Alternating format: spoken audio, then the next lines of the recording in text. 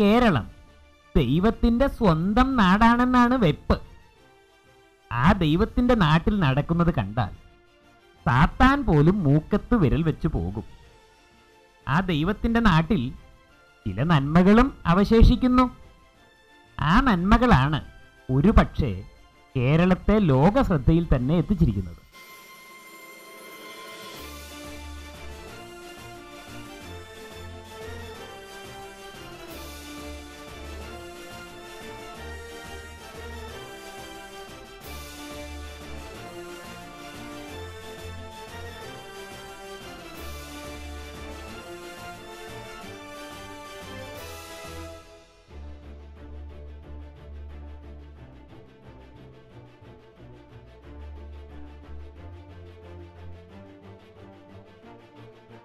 കേരളത്തിൻ്റെ IT നഗരമായ കൊച്ചിയിൽ നിന്നും തന്നെ ഈ ഗോഡ്സ് ഓൺ കൺട്രിയുടെ കഥ നമുക്ക് ആരംഭിക്കാം.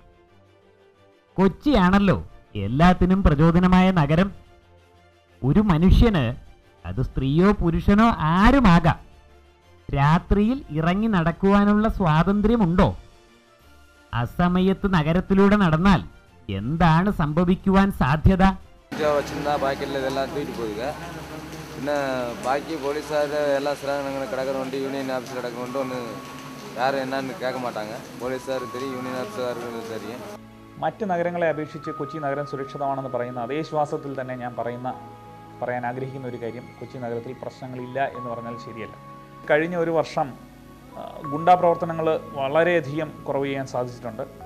മോഷണം, പിടിച്ചുപറി എന്നിവയൊന്നും കാര്യമായിട്ട് അതിന് കുറവുണ്ട്. പക്ഷേ എന്ന് വെച്ച് വലിയൊരു കുറവാണെന്ന് അവകാശപ്പെടില്ല. തീർച്ചയായും കൂടിയിട്ടില്ല, അത് ഉറപ്പായിട്ട് പറയാൻ സാധിക്കുന്ന ഒരു കാര്യമാണ്. ഗുണ്ടാ ആക്രമണങ്ങളുടെ കാര്യത്തിലും ഗുണ്ടാ പ്രവർത്തനങ്ങളുടെ കാര്യത്തിലും തീർച്ചയായിട്ടും ഒരുപാട് കുറവ് വന്നിട്ടുണ്ട്.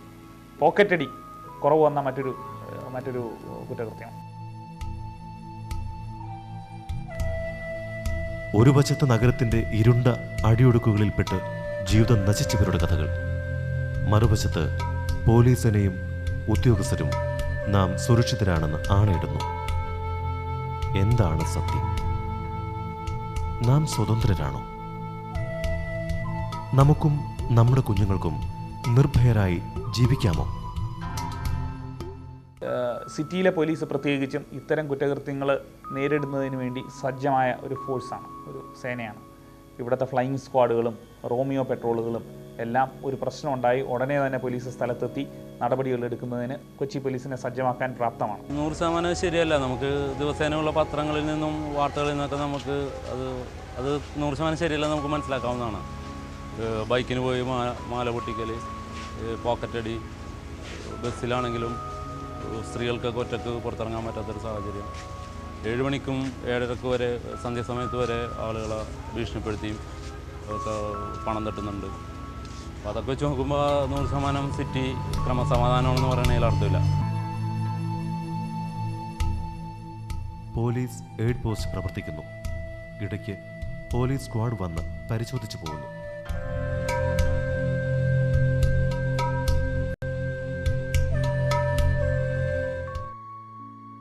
ഇത് KSRTC ബസ് സ്റ്റാൻഡ്.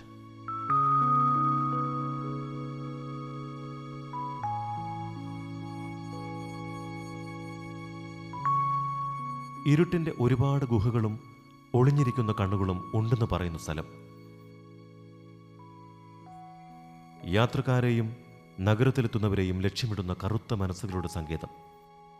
പോക്കറ്റടി, പിടിച്ചുപറി, ഭീഷണി, വേശ്യാവൃത്തി എന്നിവയ്ക്ക് പേരുകേട്ട മറ്റൊരു കേന്ദ്രം.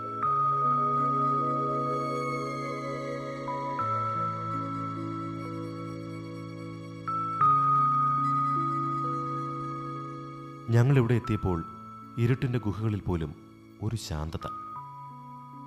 വഴിയിൽ കണ്ട ആദ്യത്തെ വ്യക്തിയോട് തന്നെ ചോദിച്ചു.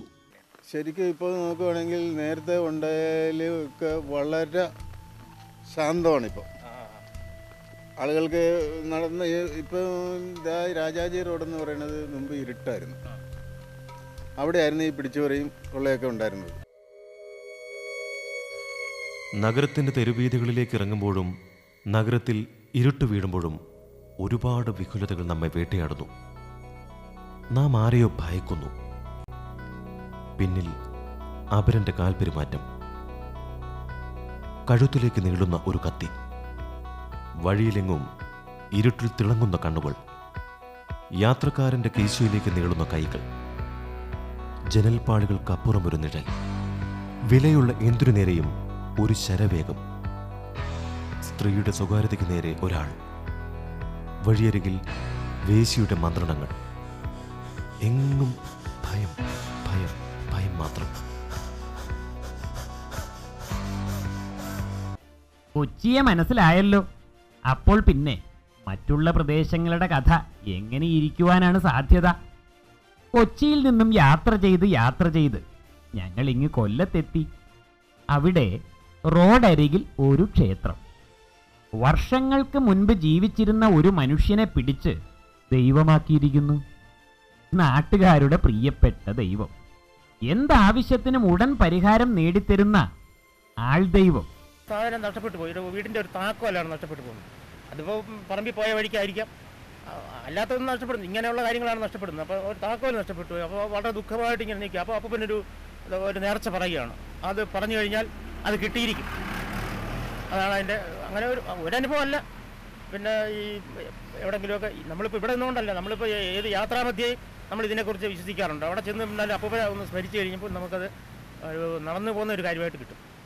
അത്രമാത്രം ശക്തിയുള്ളതായിട്ടാണ് ഞങ്ങൾ നാട്ടുകാരും എല്ലാവരും. ഇതിപ്പോൾ താമരക്കുടിയുടെയും പട്ടാഴിയുടെയും കൂടെ അതിർത്തിയാണ് ഇവിടെ വരുന്നത്. ഈ രണ്ട് ഇവിടെ അപ്പുറം ഇപ്പുറം ഉള്ളവർക്കൊക്കെ ഇതിനെക്കുറിച്ച് നല്ല വിശ്വാസമാണ്. അങ്ങനെ പറഞ്ഞു തന്നെ ഈ രാജ്യത്ത് മുഴുവനും ഇപ്പോൾ ഒരു അനുഭവമായിട്ട് നിൽക്കുകയാണ്. ഞാൻ കേട്ടത് എൻ്റെ അമ്മൂമ്മയുടെ കാലം മുതലാണ് നമ്മൾ കേട്ടു തുടങ്ങിയത്. അപ്പോൾ അവരിലൊക്കെ ഒരുപാട് തലമുറ മുമ്പേ പറഞ്ഞു കേൾക്കുന്നൊരു വിശ്വാസമാണ്.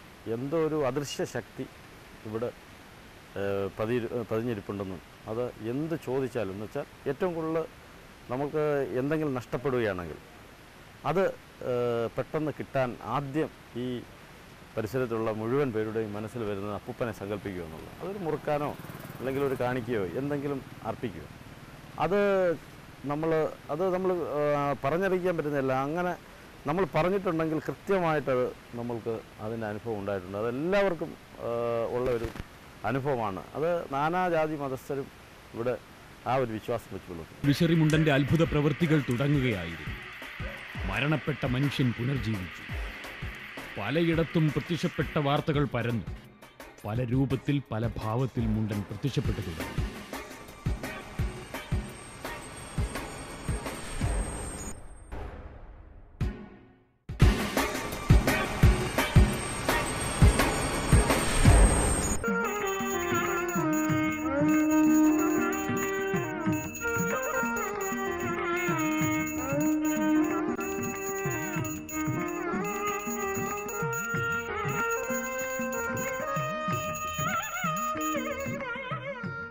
കാലങ്ങൾ കടന്നുപോയി.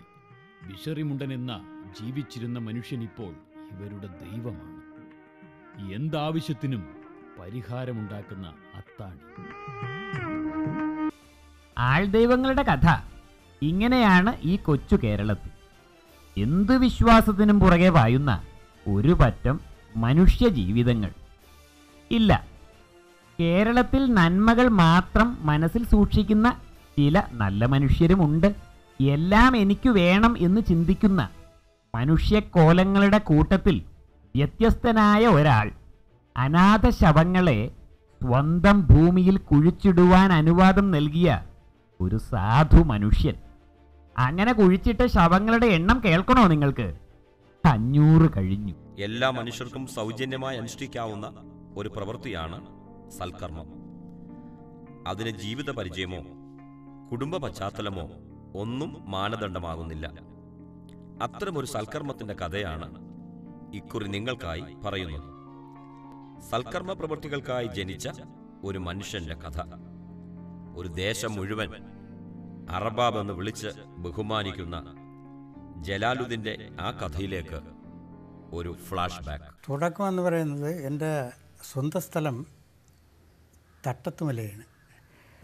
അപ്പോൾ ഞാനിവിടെ താമസത്തിന് വന്നത് ഒരു 6 മാസം കഴിയുമ്പോൾ അക്കരെ പെറമ്പോക്കിൽ ഒരു ഹരിജൻ്റെ കുട്ടി മരിച്ച്. അപ്പോൾ അവർ താമസിക്കുന്ന ആ വസ്തുവിൻ്റെ ബാക്കിലോട്ട് വിജനമായി കിടക്കുന്ന സ്ഥലമാണ് പെറമ്പോക്കിൽ. അവരാ മാടത്തിൻ്റെ ഒരു സൈഡ് പൊളിച്ച് ഒരു ജഡം ഇങ്ങനെ അടക്കാനായിട്ട് ഒരുങ്ങുമ്പോൾ ആ ബാക്കിലോട്ടുള്ള വസ്തുക്കാരൻ അത് സമ്മതിക്കില്ല. അപ്പോൾ അവർ ഇതിനെ എടുത്ത് മുന്തിയിൽ വെച്ചും കൊണ്ട് രാത്രി ഇങ്ങനെ കുറുക്ക് വിളിക്കുകയാണ്. അപ്പോൾ ഈ വിളിയും കേട്ടും കൊണ്ട് ഞാനിവിടെ നിന്ന് ഇറങ്ങിച്ചെന്ന് നോക്കുമ്പോൾ ഇതിനെ മുന്തിയിൽ വെച്ചും കൊണ്ട് അവർ ഇങ്ങനെ വളരെ ദയനീയാവസ്ഥയിൽ കരയുന്നു. ഞാൻ പറഞ്ഞു, നിങ്ങൾ വിഷമിക്കണ്ട, എടുത്തും കൊണ്ട് വരെ, നമുക്കിതിനെ അടയ്ക്കാൻ മതിയല്ലേ. അവരെടുത്തും കൊണ്ടുവന്നു. എൻ്റെ ഈ 5 ഏക്കറിനകത്ത് എവിടെ വേണോ നിങ്ങൾ അടയ്ക്കോളി, എനിക്കൊരു വിഷമവുമില്ല എന്ന് പറഞ്ഞു. സ്വന്തം കുഞ്ഞിനെ അടക്കുവാൻ ഒരു തരി മണ്ണ് പോലും ഇല്ലാതെ തന്നെ ആശ്രയിച്ച ആ മാതാവിൻ്റെ ദുരവസ്ഥ ജലാലുദ്ദീൻ്റെ മനസ്സിനെ വല്ലാതെ സ്പർശിച്ചു. ഇതുതന്നെയാണ് തൻ്റെ ജീവിത ഉദ്ദേശം എന്ന് ഇയാൾ തിരിച്ചറിഞ്ഞു. പിന്നങ്ങോട്ട് സൽക്കർമ്മങ്ങളുടെ നാൾവഴികളായിരുന്നു. ആ റോഡിൽ നിന്ന് ഇങ്ങോട്ട് വരാൻ തോട്ടിൽ വലിയ വെള്ളപ്പൊക്കമാണ്. അങ്ങനെ ഞാൻ പറഞ്ഞു, അവിടെ തന്നെ കുഴിയെടുത്തോളാൻ പറഞ്ഞു. ആ റോഡ് സൈഡിന് തന്നെ എൻ്റെ വസ്തുവിനകത്ത് കുഴിയെടുത്തോളാൻ പറഞ്ഞു. അവർ കുഴിയെടുത്ത് അടക്കി. അതിന് ശേഷം ഇങ്ങനെ തുടർച്ചയായി മിക്കവാറും 1 കൊല്ലത്തിലൊരുക്കെ 2 കൊല്ലത്തിലൊരുക്കൊക്കെ 1-2 വണ്ണം ഇങ്ങനെ മരിക്കുമ്പോൾ എൻ്റെ അടുത്ത് വരും അവർ. ഇങ്ങനെ ഇന്നാരും മരിച്ചുപോയി, എന്ത് ചെയ്യണം എന്ന് എൻ്റെ അടുത്ത് വലിയ ദയനീയാവസ്ഥയിൽ പറയും. ഞാൻ പറയും അടയ്ക്കൊള്ളാൻ പറയും. നമ്മളിപ്പോൾ ഈ ജീവൻ പോയി കഴിഞ്ഞാൽ ഏതായാലും മനുഷ്യനായാലും ശരി, തന്നെ മാടായാലും ശരി, ഈവൻ ഒരു എലി ആയാൽ പോലും നമ്മൾ കുഴിച്ചിട്ടേ വെക്കൂ അതിന്. അതേപോലെയുള്ള ഈ ജാതിയും മതമൊക്കെ നമ്മളുണ്ടാക്കുന്നതാണ്. അതെല്ലാം ഒരു സർവശക്തൻ്റെ ഇതാണെന്ന് എനിക്ക് പറയാനുള്ളൂ. വീട്ടുകാർക്ക് ഇതിന് യാതൊരു എതിർപ്പുമില്ല. വീട്ടിൽ എനിക്ക് 3 മക്കളും ഭാര്യയാണ് ഉള്ളത്. 2 പെണ്ണും 1 ആണും. അവർക്കൊന്നും എതിർപ്പില്ല. അവർക്കിതിനോട് യാതൊരു വിധമായ എതിർപ്പുമില്ല. സന്തോഷമാണ്. ഇത് തട്ടത്തുമലയിൽ ഞങ്ങൾ താമസിക്കുമ്പോൾ ഞങ്ങളുടെ ആ കുടുംബ വീട്ടിൽ പോലും ഇങ്ങനെയുള്ള സംഭവങ്ങൾ നടത്തിയിട്ടുണ്ട്. മണലാരണ്യത്തിൽ കഷ്ടപ്പെട്ടുണ്ടാക്കിയ ഭൂമി ഈ ദൗത്യത്തിനായി മാറ്റിവെച്ചു. മരണം ഒരു വിടവ് തന്നെയാണ്. ആർക്കൊക്കെയോ നഷ്ടമാകുന്ന വലിയ വിടവ്. തൊട്ടടുത്ത നിമിഷം പൊട്ടിപ്പോകുന്ന കുമിളകളാണ് മനുഷ്യജീവിതമെന്ന് എത്ര പേർ ഓർക്കുന്നുണ്ട്. പക്ഷേ യാഥാർത്ഥ്യം എത്ര വലുതാണ്. മറ്റുള്ളവർക്ക് വേണ്ടി ജനിച്ച് എന്തൊക്കെയോ വെട്ടിപ്പിടിക്കുവാനുള്ള ഓട്ടത്തിനൊടുവിൽ ആത്മാവിനെ നഷ്ടപ്പെടുത്തി മണ്ണിലേക്ക് തിരിച്ചു പോകുന്ന ജന്മങ്ങൾ. ആ തിരിച്ചറിവ് ജലാലുദ്ദീൻ എന്ന 62-കാരനെ കാരുണ്യമുള്ള മനുഷ്യനാക്കി തീർന്നു. ഈ പാവയ്ക്ക വലിപ്പമുള്ള കേരളത്തിൽ ഇങ്ങനെയും മനുഷ്യരുണ്ടോ? കൈവച്ചു ചിത്രങ്ങൾ വരയ്ക്കുന്നത് സർവ്വസാധാരണം. എന്നാൽ ശരീരത്തിൻ്റെ എല്ലാ അവയവങ്ങളും ഉപയോഗിച്ച് ചിത്രങ്ങൾ വരയ്ക്കുന്ന ഈ മനുഷ്യനെ കണ്ട് ഞങ്ങൾ ശരിക്കും ഞെട്ടി. ഇത് ഭയങ്കര ഒരു കാഴ്ച തന്നെ.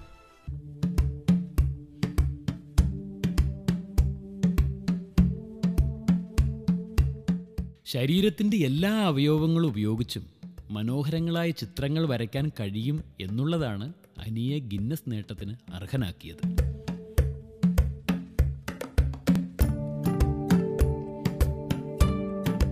തലമുടി മുതൽ കാൽവിരൽ ഉപയോഗിച്ച് വരെ അനി ചിത്രങ്ങൾ വരയ്ക്കും.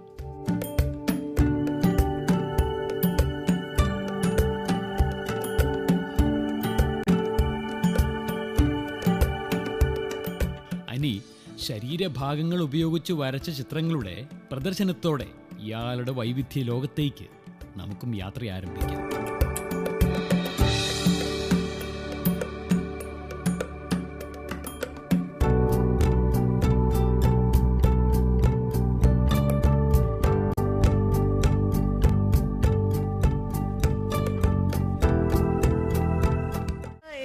കോമ്പറ്റീഷൻ ഞങ്ങളുടെ സ്കൂളിൽ നിന്ന് എവിടെ നടത്തിയാലും ഞങ്ങളുടെ കുട്ടികൾ പാർട്ടിസിപ്പേറ്റ് ചെയ്യാൻ പോയാലും ഇൻ്റർ സ്കൂൾ ലെവലായാലും സ്കൂൾ ലെവലിലായാലും എല്ലാത്തിനും ഞങ്ങളുടെ കുട്ടികൾ ഫസ്റ്റ് പ്ലേസിലോട്ട്.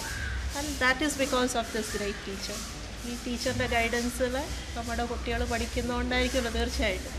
അപ്പോൾ അത് വലിയൊരു നേട്ടമല്ലേ സ്കൂളിന്.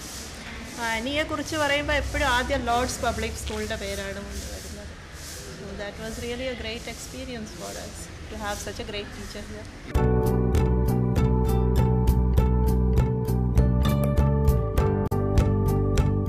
ബ്രഷിന് പകരമായി നാക്ക്, മൂക്ക്, നഖങ്ങൾ, കൈകാൽ മുട്ടുകൾ, അങ്ങനെ തുടങ്ങുന്നു അനിയുടെ വരയുടെ മാധ്യമങ്ങൾ. ഒരു നാട് മുഴുവൻ അനിയുടെ വരയുടെ രസം തിരിച്ചറിഞ്ഞു. ഏതു വിഷയം നൽകിയാലും ഞൊടിയിടയ്ക്കുള്ളിൽ പേപ്പറിലേക്ക് പകർത്തുന്ന കാഴ്ച ആരെയും അമ്പരപ്പിക്കും.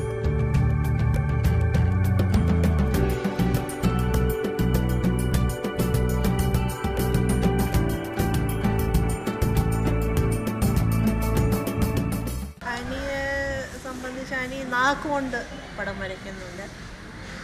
പിന്നെ അതുപോലെ ബൈക്ക് റൈഡ് ചെയ്തുകൊണ്ട് ഓൺ ദ വേ തന്നെ ബൈക്ക് റൈഡ് ചെയ്തുകൊണ്ട് പടം വരയ്ക്കുന്നുണ്ട്.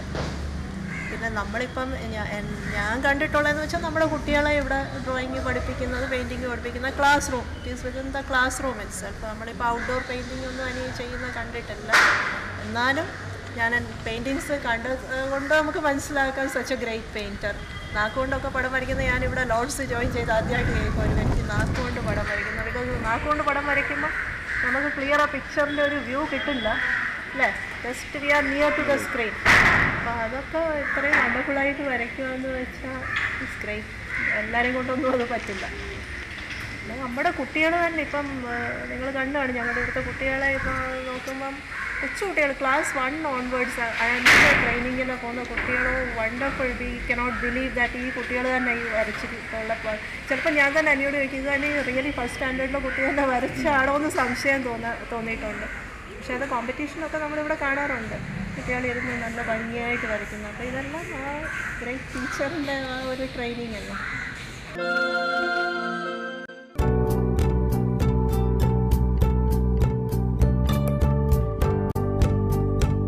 ചെറുപ്പത്തിൽ തമാശയ്ക്ക് തുടങ്ങിയ കളി ഒടുവിൽ കാര്യമാകുമെന്ന് അനി അറിഞ്ഞില്ല. കയ്യിൽ ബ്രഷ് പിടിച്ച് ചിത്രം വരച്ച കാലം മറന്നു. അനിക്ക് ബ്രഷ് വേണ്ട. ബ്രഷിൽ വിരിയുന്ന ചിത്രങ്ങളെക്കാൾ അതിമനോഹരങ്ങളാണ് അവയവങ്ങൾ ഉപയോഗിച്ച് വരച്ച ചിത്രങ്ങൾ.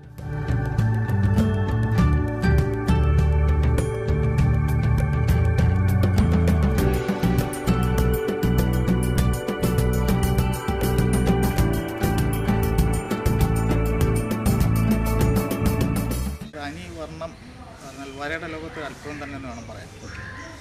അദ്ദേഹം കണ്ണിൽ കാണുന്നത് എന്തും വരയ്ക്കാൻ എല്ലാ കലാകാരന്മാർക്കും കഴിവുള്ള, പ്രത്യേകിച്ചും നാക്കുകൊണ്ടൊരു വ്യക്തി പടം വരയ്ക്കുക എന്ന് പറഞ്ഞാൽ അസാമാന്യമാണ്.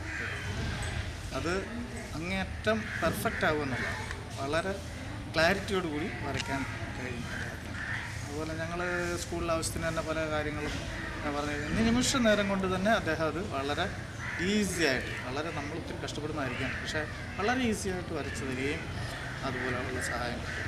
പിന്നെ സ്കൂളിൽ ഇടം പഠിക്കുമ്പോൾ മന്ത്രി ഗുരുദാസൻ്റെ സാന്നിധ്യത്തിലായിരുന്നു അന്ന് പ്രകടനം നടന്നത്. വളരെ സമയമെടുത്ത് തന്നെ വളരെ ഇതായിട്ട് ഒരു നല്ല പടം അദ്ദേഹം വരച്ചു. അത് എല്ലാവരെയും അത്ഭുതപ്പെടുത്തി എന്നുള്ളതാണ്. വളരെ അടുത്ത ഫ്രണ്ടാണെന്ന് പറഞ്ഞു. ഗിന്നസ് ബുക്കിൽ ഇടം പിടിച്ചപ്പോൾ എന്ത് തോന്നി? വളരെ സന്തോഷം തോന്നി. ആ സന്തോഷം ഏതാണ്ട് ആദ്യമായിട്ട് ഷെയർ ചെയ്ത് എന്നോട് തന്നെയാണെന്ന് എനിക്ക് തോന്നുന്നത്. കാരണം രാത്രിയിൽ എന്നെ വിളിക്കുകയും ഒരുപാട് നേരം സംസാരിക്കുകയൊക്കെ ചെയ്തു. പിറ്റേന്ന് ഞങ്ങൾ ആഘോഷമായിരുന്നു ഇവിടെ.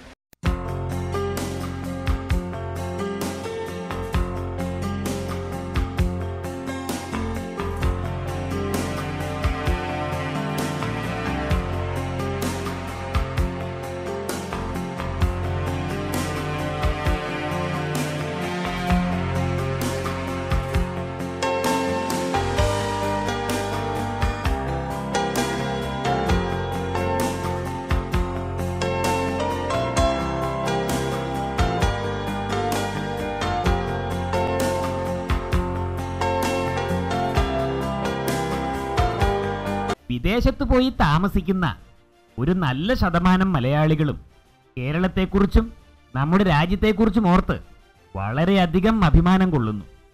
അങ്ങനെയുള്ള നമ്മുടെ സ്വന്തം കേരളത്തിൻ്റെ പൊതുവായ ഒരു മുഖം കാണണ്ടേ? സ്വന്തം സുഖത്തിനു വേണ്ടി പായുന്ന മനുഷ്യ ജീവിതങ്ങളുടെ ഒരു നേർക്കാഴ്ച.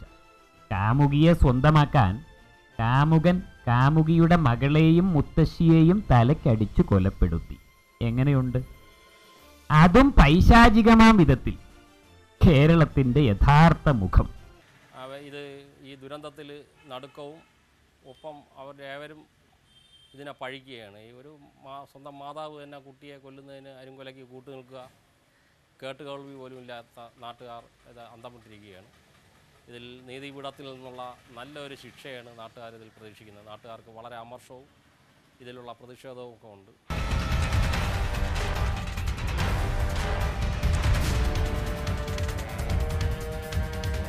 ഒരുപാട് ദിനങ്ങളുടെ കാത്തിരിപ്പിനൊടുവിലാണ് നിനോ മാത്യു എന്ന സംഹാരകൻ ആ ദിവസം തിരഞ്ഞെടുത്തത്. കാരണം തൻ്റെ ഇരകളെ മുഴുവൻ ഒരുമിച്ച് കിട്ടുന്ന ദിവസമായിരുന്നു അന്ന്. പിന്നീട് ഒരിക്കലും ഇതുപോലെ ഒരു അവസരം കിട്ടുകയില്ല എന്ന് അവൻ തീർച്ചപ്പെടുത്തി. ഇനി മണിക്കൂറുകൾ മാത്രം ബാക്കി. ഒഴിഞ്ഞ കോണമെന്ന് പറയാൻ ഒക്കില്ല. ആ റോഡിൽ അടുക്കി നിരനിരയായി ബിൽഡിങ്ങിന് തുല്യമായ രീതിയിൽ വീടുകൾ അടുക്കിയുണ്ട്. പക്ഷേ ഈ വഴിയെ പോകുന്നവരെ ശ്രദ്ധിക്കത്തക്ക രീതിയിൽ അങ്ങനെ ഒരു ക്രിമിനൽ പശ്ചാത്തലമുള്ള ആളുകൾ കൂടുന്ന ഒരു ഏരിയ അല്ല അത്. അതുകൊണ്ട് ജനം അങ്ങനെ പോകാൻ വരികയും ചെയ്യുന്നതിനെ വലുതായിട്ട് ശ്രദ്ധിക്കേണ്ടി വരുന്നില്ല. ആ പ്രദേശം സമാധാനകാംക്ഷികളും നല്ല വിദ്യാഭ്യാസമൊക്കെ ഉള്ള ഒരു കൂട്ടം ആളുകൾ താമസിക്കുന്ന ഒരു മേഖലയാണ്. നല്ലൊരു പ്ലസൻ്റ് ഏരിയയാണ്. അതുകൊണ്ട് അങ്ങനെ ഒരു അക്രമി സംഘം വരുന്ന ഒരു മറ്റ് രീതിയിൽ ചിന്തിക്കത്തക്ക രീതിയിലുള്ള ഒരു സാമൂഹ്യ പശ്ചാത്തലം ആ പ്രദേശത്തില്ല.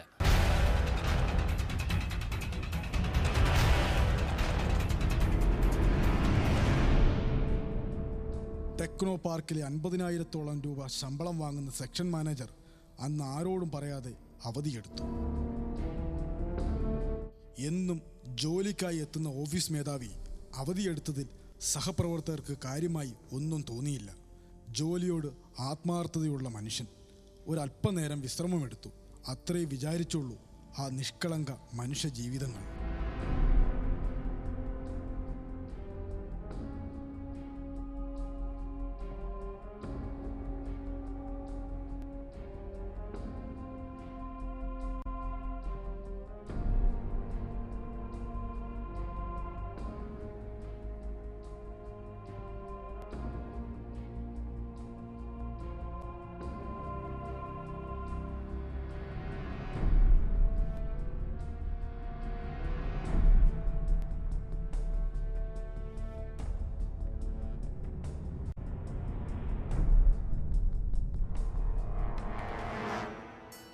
കമ്പനിയുടെ ഇയാൾ പെർമിഷനോ ലീവോ ഒക്കെ ആണെങ്കിൽ ഇയാൾ തന്നെയാണ് സാങ്ഷൻ ആക്കുന്നത്. അതുകൊണ്ട് തന്നെ 2 മണിക്കൂർ വെളിയിലിറങ്ങി ഇത്തരത്തിലൊരു കൃത്യം ചെയ്ത് തിരിച്ചു കയറിയാൽ ആരും പിടിക്കില്ല എന്നുള്ളൊരു വ്യക്തമായ ധാരണയിലാണ് ഇവിടെ വരുന്നത്. പക്ഷേ ഭാഗ്യവശാൽ മറ്റേ അയാളുടെ ഭർത്താവ് ലിജീഷ് രക്ഷപ്പെട്ടു. അയാൾ ഇങ്ങനൊരു സംശയം പറഞ്ഞു. ആ സംശയത്തിൻ്റെ അടിസ്ഥാനത്തിൽ അയാളെക്കുറിച്ച് വെരിഫൈ ചെയ്തപ്പോൾ ഈ പ്രതിയാണെന്നൊരു സൂചന കിട്ടി. അങ്ങനെ പോലീസ് ഒരു ഏതാനും മിനിറ്റുകൾക്കകം ഇയാളുടെ വീട്ടിലെത്തിയപ്പോൾ ഇയാൾ വേഷം മാറി കമ്പനിയിലേക്കോ മറ്റോ പോകാനുള്ള തയ്യാറെടുപ്പിലായിരുന്നു. അങ്ങനെയാണ് അവിടുന്ന് അയാളെ കൂട്ടിക്കൊണ്ടുവന്ന് ചോദ്യം ചെയ്തപ്പോൾ ഈ കൃത്യത്തിലേക്ക് വെളിച്ചം വീശുന്ന കാര്യങ്ങൾ വെളിവായത്. കേരളത്തിൽ ഓരോ പ്രഭാതങ്ങളും പൊട്ടിവിടരുന്നത് വ്യത്യസ്തമായ വാർത്തകളിലൂടെയാണ്. കൊലപാതകവും പീഡനവും കുറ്റകൃത്യങ്ങളും നാൾക്ക് നാൾ വർദ്ധിച്ചു വരുന്നു. നാൾക്കുനാൾ നിയമം ശക്തമാകുമ്പോഴും എന്താണ് ഇങ്ങനെ സംഭവിക്കുന്നത്? രൂപവും ഭാവവും മാറി വരുന്ന കുറ്റകൃത്യങ്ങൾ. അത്തരം കുറ്റകൃത്യങ്ങൾ വിസ്മയത്തോടെ മാത്രമേ നമുക്ക് കാണുവാനാകൂ. എല്ലാം നടക്കുന്നത് ഈ ദൈവത്തിൻ്റെ സ്വന്തം നാട്ടിൽ.